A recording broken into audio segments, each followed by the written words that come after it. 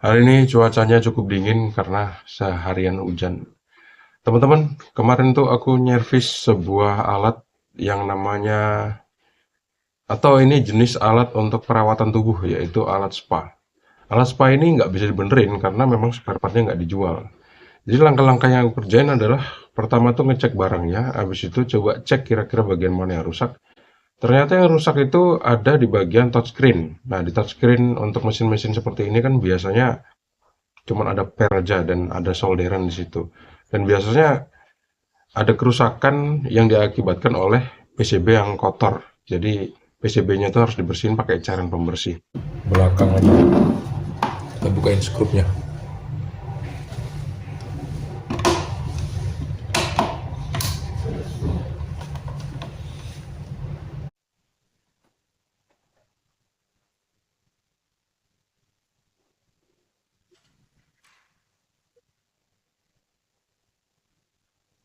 Kita lepas mainboardnya. Hati-hati kesetrum. Kita tes. Kita cek touchscreen-nya. Lepasin sekitar 4 buah skrup.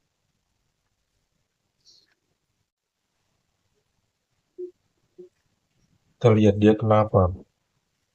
Nggak mau respon touchscreen-nya. Tombolnya sih nggak masalah ini.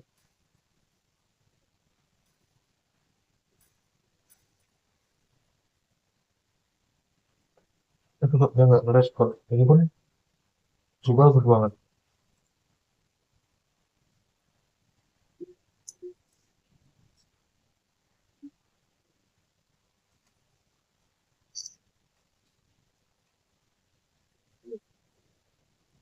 Tapi di tombolnya ini kotor loh guys. Kayak ada semacam lilin-lilin gitu ini.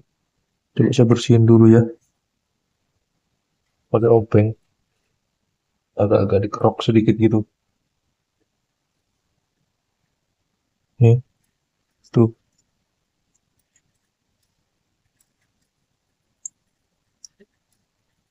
Pokoknya dibersihin lah ya PCB-nya.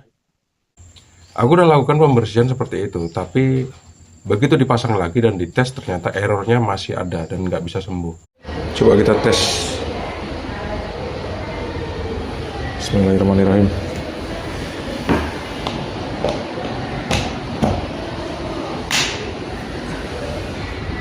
Bisa nggak di touch?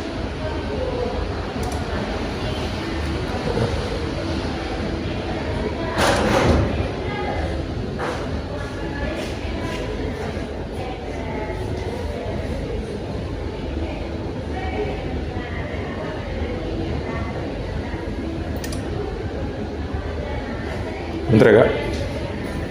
Udah lama kayak gini kak? Oh. Udah kayaknya sebulan lebih udah lah bang.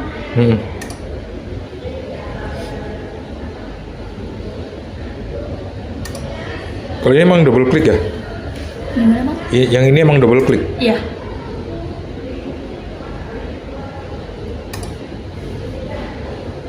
Ini standby.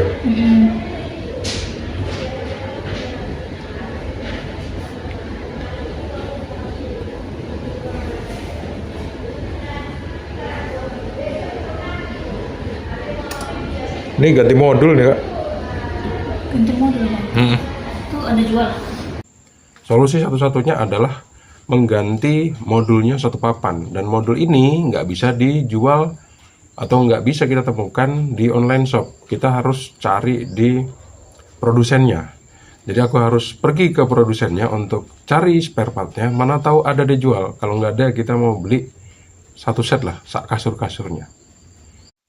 Canda sih, nggak sampai beli sekasur-kasurnya lah. Modulnya pasti ada, atau kita bisa memodifikasinya dengan yang lebih analog mungkin, karena ini kan versinya versi digital banget. Sementara ini sih aku belum pernah jumpain yang versi analognya. Yang ada cuma versi digitalnya aja. Kayak gitu sih yang terjadi. Mau nggak mau ya kita harus nyerah dengan keadaan kadang-kadang.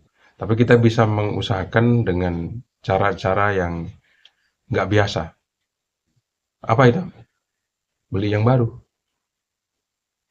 Mungkin ada yang penasaran, kenapa nggak PCB-nya itu dibersihin pakai cairan pembersih. Udah, cuman aku nggak sempet syuting aja karena kerja outdoor tuh biasanya kita ribet antara syuting sama megang solder dan naruh segala alat-alatnya dan waktunya juga. Jadi ya mau nggak mau footage-nya seadanya ya. Mohon dimaklumi ya guys. Udah aku bersihin pakai cairan pembersih, udah aku sikat juga pakai sikat gigi seperti yang biasa aku kerjain. Itu nggak membantu sama sekali. Terus kenapa nggak dilepas aja PCB-nya terus sambil dilepas per touchscreen-nya itu? Menurut pengalaman itu nggak akan ngaruh sama sekali. Karena solderan dari per ke PCB itu dalam keadaan baik-baik aja, nggak masalah gitu. Jalurnya juga nggak kelihatan putus. Dan jelas jalurnya nggak putus. Jadi ya kerusakan seperti ini kerusakan yang lazim terjadi pada peralatan elektronik yang fungsinya full digital. Itu paling sering terjadi seperti ini. Kalau misalnya masih pakai komponen-komponen yang besar, misalnya pakai transistor, kayak IC-IC NE555 yang misalnya masih bisa kita temukan di toko komponen elektronik, biasanya dengan mudah kita bisa perbaiki. Tapi kalau udah pakai microcontroller seperti itu, ada kerusakan satu aja, itu akan berpengaruh ke penggantian seluruh komponennya. Itulah salah satu kekurangan teknologi zaman sekarang. Sekedar informasi untuk ngebersihin perangkat elektronik itu biasanya aku pakai ini nggak di endorse. Pakai standar servis teknik elektronik di sini ada tulisannya ya. Kontak cleaner lubrikan. Servis teknik elektronik kontak cleaner lubrikan. Kontak spray. Ini kalau misalnya kena komponen elektronik IC misalnya, dia nggak bakal ngerusak gitu. Dan ini nggak bakal ngerusak jalur. Meskipun ada sebagian yang komen ya kemarin, karena ada switch dari amplifier yang aku semprot pakai ini, terus switchnya tuh patah. Itu bukan karena cairan ini yang rusak switchnya, karena memang switch yang ada di amplifier yang pernah aku servis itu memang udah tua aja gitu. Jadi sebetulnya kayaknya udah patah. Begitu disemprot, dibongkar baru ketahuan dia tuh patahnya jadi full. Justru dengan itu akhirnya aku bisa tahu kerusakan sebenarnya itu ada di bagian mana.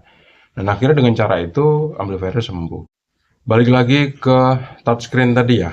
Ternyata touchscreen ini sebetulnya bisa berjalan dengan normal. Hanya aja penggunanya tuh bingung karena lampu indikator di tombol yang tadi dipencet nggak mau hidup itu yang rusak. Padahal dia fungsinya normal. Karena setelah dibersihin terus dipencet, fungsinya mau on dan seluruh komponen-komponen di alat itu bisa berfungsi dengan baik. Hanya satu aja yang kurang, lampunya nggak nyala gitu. Masih bisa sih digunakan, tapi ya lama-kelamaan bisa jadi kerusakannya bakal merembet dalam arti kalau kita nggak bisa ngelihat sesuatu itu bekerja dengan normal apa enggak dilihat dari indikatornya, kan kita repot juga. Itu juga bakal ngaruh ke pekerjaan dari orang yang memfungsikan alat untuk spa tadi. Tapi alatnya masih bisa dipakai. Terima kasih, semoga bermanfaat. Assalamualaikum warahmatullahi wabarakatuh. See you and bye-bye. Jangan lupa untuk klik like dan subscribe ya, dan membagikan video ini ke teman-teman kalian.